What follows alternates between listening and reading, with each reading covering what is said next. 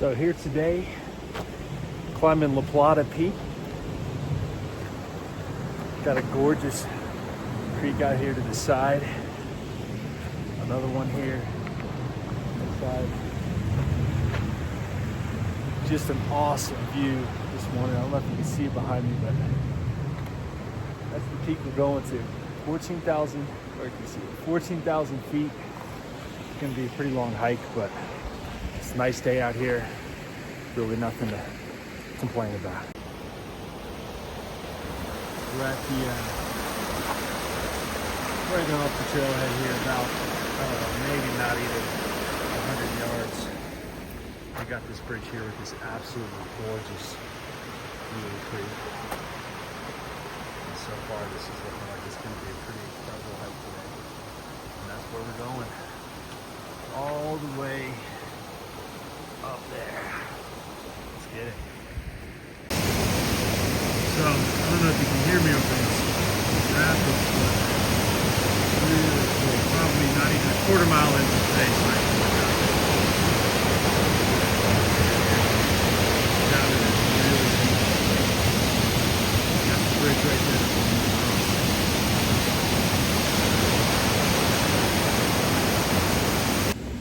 So it's kind of quiet right now, but in just a second you're gonna hear this big set of rapids right here behind me. Right now I'm over this bridge. You can see we're crossing this really cool gully. Super gorgeous area. But right behind me is a really cool water feature. Millions of years it took to carve that into the rock, which is just always fascinating.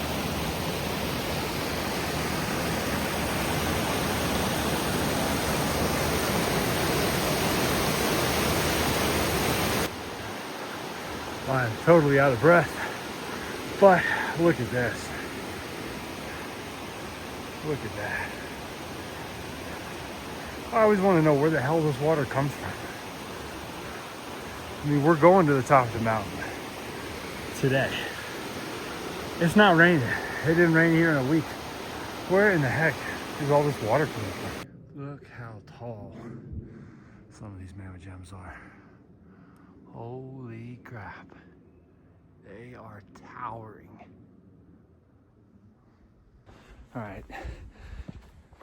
It's pretty much a Hollywood cliche to say it's quiet, too quiet. That's exactly what I hear and feel right now. The first, I don't know, maybe hour of this hike has been right along the river or the creek. And it's been pretty loud, honestly. It's been nice to just kind of listen to the water on the way up, but that's kind of died out. Now it's just eerie silence. Nobody else up here on this entire mountain. And I'm just praying I do not see a bear, because I ordered it. I ordered some bear mace on Amazon, but I ordered it last night.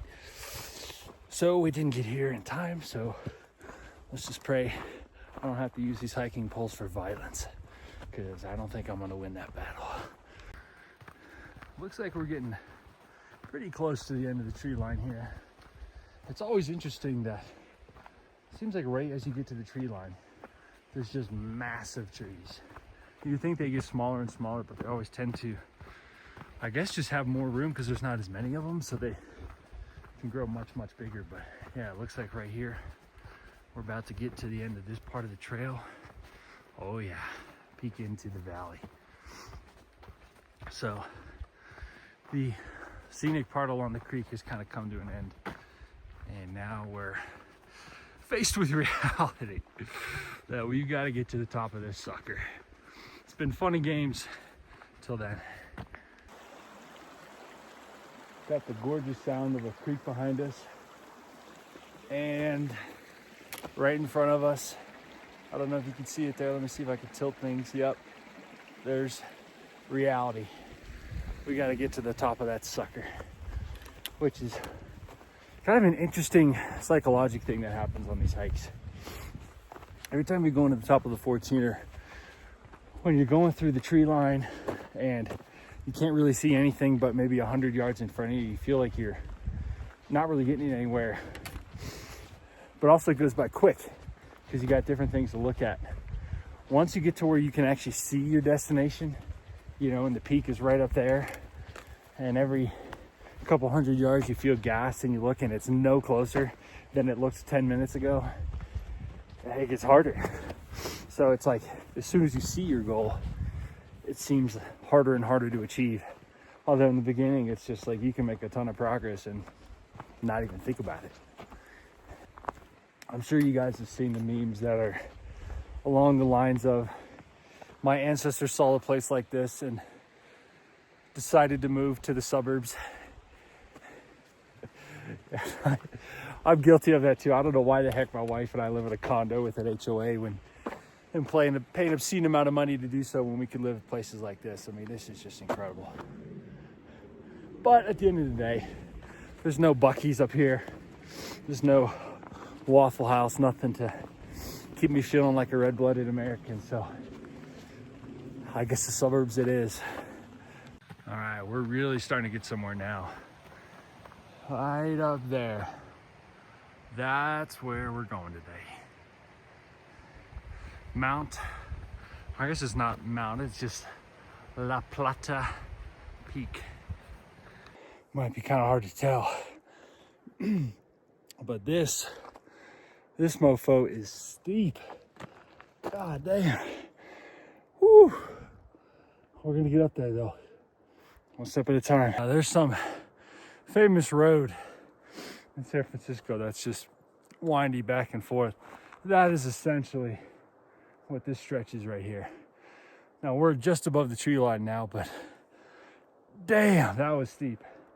Just back and forth up this whole gully, all the way down there to about where you see that creek. Woo!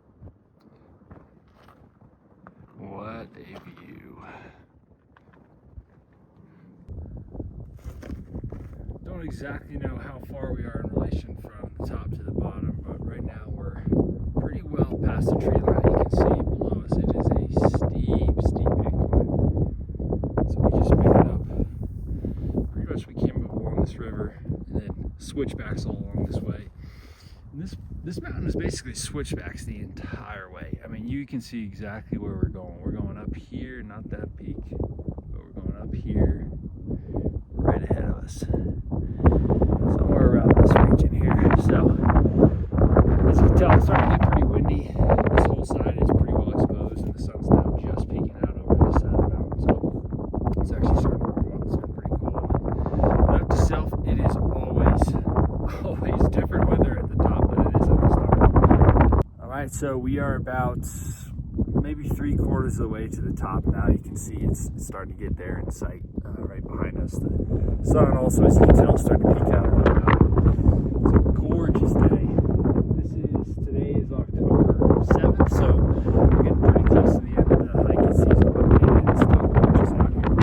This whole mountain, pretty much this whole way up, this part is just steep and switchbacks.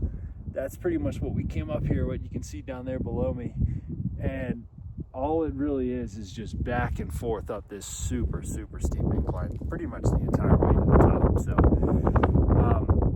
not probably the most exciting of the hikes. It's just the same thing back and forth. You don't really cover a lot of different type of ground. I mean, the beginning is pretty scenic along there, but after you get past that, it's the same thing until we get to the top. So I'm starting to get pretty winded up here. This is the first sit down break I've taken on the way up. Probably going to be the last one until we're actually at the peak, just because the talk, but man, when we get to the top here, it gets to be this light of oxygen. It gets tough, so we're almost there. We'll be there soon. So, getting pretty close to the top here. There's this really tough to navigate rock field. Now, I would say the toughest part about it is really just keeping an eye on where the path is. A couple times I got lost, but you got these nice little trail markers here, stacked rocks that are obviously not natural. If you can spot one of those, you know you're in the right path. But I would say just in general, when in doubt, just go vertical, get higher, and then you can typically see where the trail is once you go a little bit higher.